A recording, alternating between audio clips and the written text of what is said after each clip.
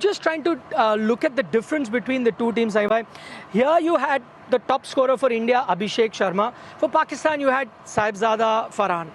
Saibzada Farhan reaches his 50 in about 35 deliveries, scoring at a strike rate of 135, 137, and that's considered an outstanding performance. He celebrates.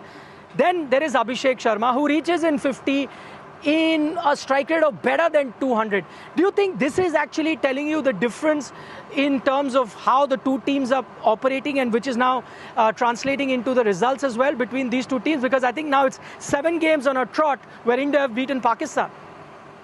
Well, there you are. I mean, you're talking about difference of 10 deliveries in getting to half centuries.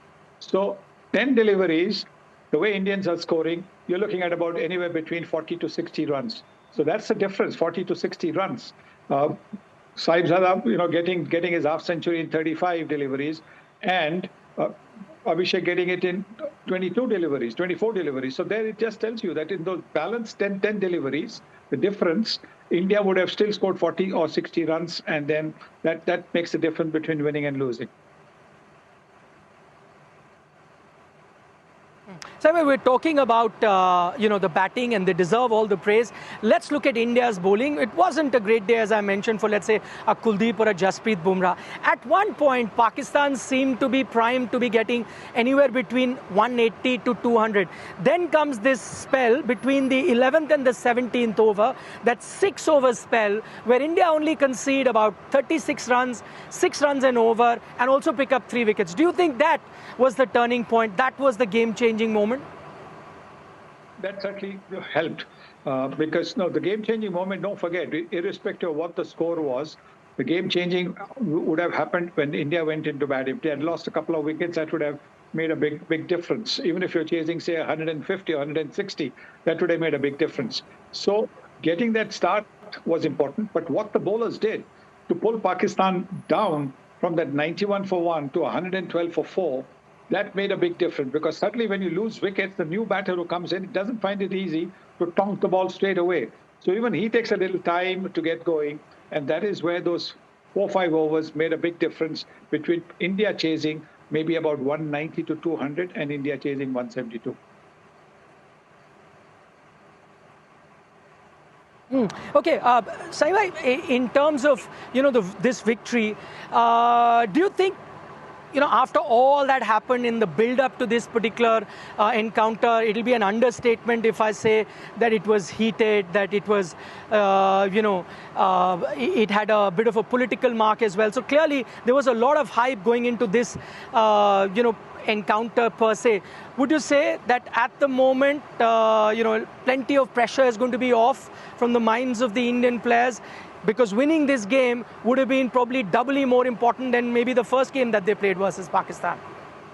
Yes, you're right. I think because after all the hullabaloo that happened after the first game, clearly I think, yes, the pressure would have been on the Indians. And then maybe it showed while they were on the field, because, they dropped relatively simple catches. There was the odd difficult one, of course, but the kind of standard of fielding that we've seen, the difficult ones are made to look quite simple by the modern generation. But yes, I think the pressure certainly was on the Indians to make sure that they win this game in style, because all the things that happened after last Sunday, they would have built up on them, and this win certainly showed that they have the temperament to cope with anything.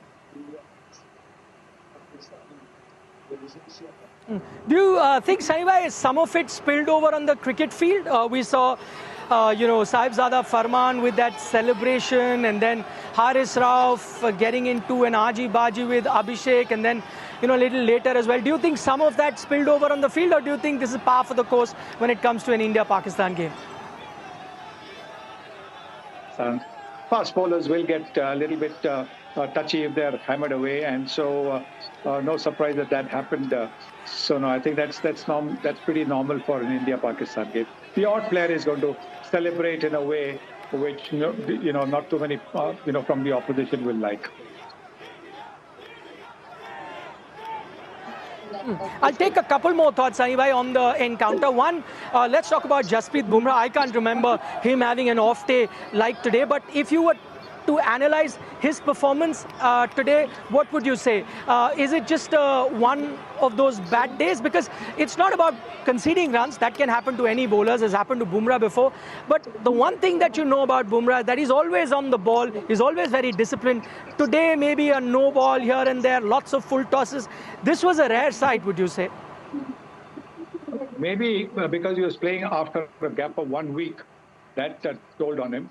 But India are looking after their number one bowler, and they have to because he's such a crucial element. So maybe that 1 week off, because he played last Sunday, might have affected his rhythm, and that can happen to anybody. This is a game where even the greatest of players have a day off, have a bad day, and let's just hope that this is the one bad day that Bumrah has in this tournament.